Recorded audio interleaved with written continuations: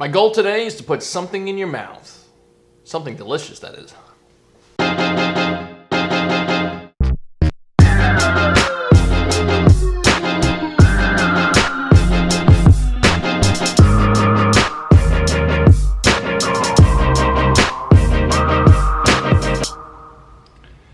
I always said that if my business failed, I'd go back to school and learn about culinary. When I'm in the kitchen, I feel like an artist, and my ingredients are my paint. And what I want to do is I want to put these ingredients together in such a way that it creates this beautiful masterpiece. And the best part is I get to eat it when I'm done with it. And whenever I cook for friends and family, they're always asking me for my recipe, but I don't have one.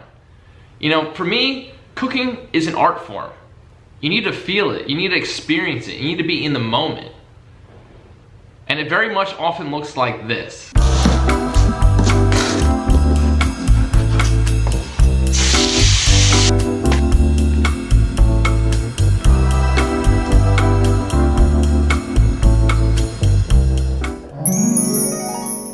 Did you catch all that? All right, good. I'll see you tomorrow. I'm just kidding. Let's slow it down just a tiny bit and let's look into the 2 meals that I'm going to devour today. I'm hungry. The first meal we're going to make is my version of a chicken Caesar wrap. I always start with the chicken since it takes the longest to prepare. Start off by getting the pan nice and hot and drizzle some olive oil on it. Then run the chicken under some cold water for cleaning purposes and stuff. Take a sharp knife and cut that chicken into pieces. This is my last resort. Once that pan is nice and hot, let that chicken slide into some DMs. Next we have our veggies. I prefer iceberg lettuce because it soaks up all that flavor. You're going to want to cut that real thin. Then take some cherry tomatoes and slice those in 2s. At this point, your chicken should be looking pretty nice. So shower it with some seasoning. I prefer a mix of chili powder and garlic powder. If you time it right, slap your wraps into the oven so they get nice and toasty by the time your chicken is done. Then take all of your ingredients and drop them onto the wrap. I prefer to go chicken, lettuce, then tomato.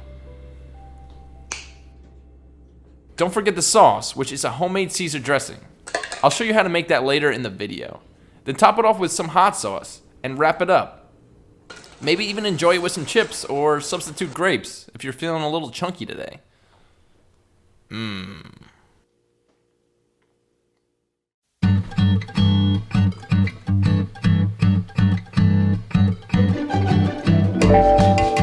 The next thing I'm going to make is my take on a steak sandwich. The preparation starts the night before with the onions. Chop them up real nice and drop them in a Tupperware. Then soak it with some white vinegar, add spices, and stick it in the fridge to marinate overnight. About an hour before you're ready to cook, take the steak out and leave it on the counter. You want to take the chill out of it before throwing it on the grill. I find it best to pound the meat and salt it as a way to prepare. If you cook it right, it doesn't need much else. Then get your grill ready by cleaning with a brush and turning on the flames. Once the grill is nice and hot, throw your steaks on there. I do this every week, so I know that to cook these steaks perfectly, it's 5 minutes on one side and 4 minutes on the other. But you may need to use a meat thermometer in the beginning to learn how to properly cook yours. While that's in the works, I toast my bread. I've also learned that exactly 3 minutes in the oven gives me the perfect amount of toastiness. Okay, I think it's time to flip the steak. And while we wait, let's make that Caesar dressing we made before. It goes great on the sandwich and it's super easy to make. I use a container so that I can keep it in the fridge for multiple uses. Whatever portion you plan to make, about half of it should be mayonnaise.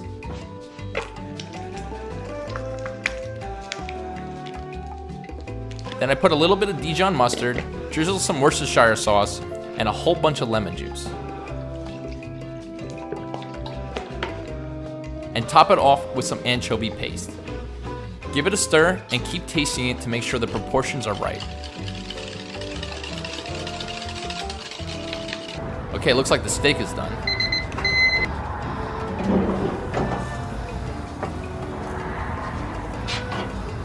Take it off the grill and set it aside for a few minutes. Then take our toasted bread and slather some mayonnaise on one side.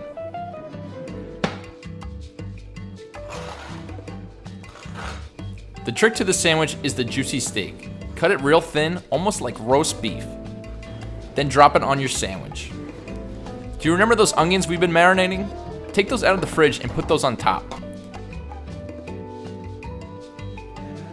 I even like to drizzle a little bit of the vinegar for good measure.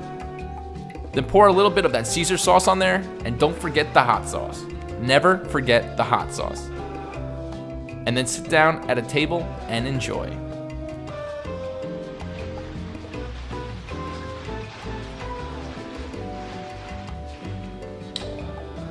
Damn, this looks good.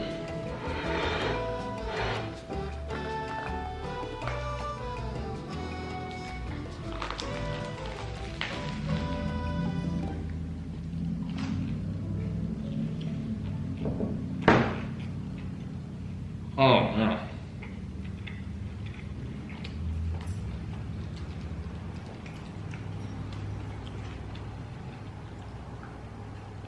Ugh.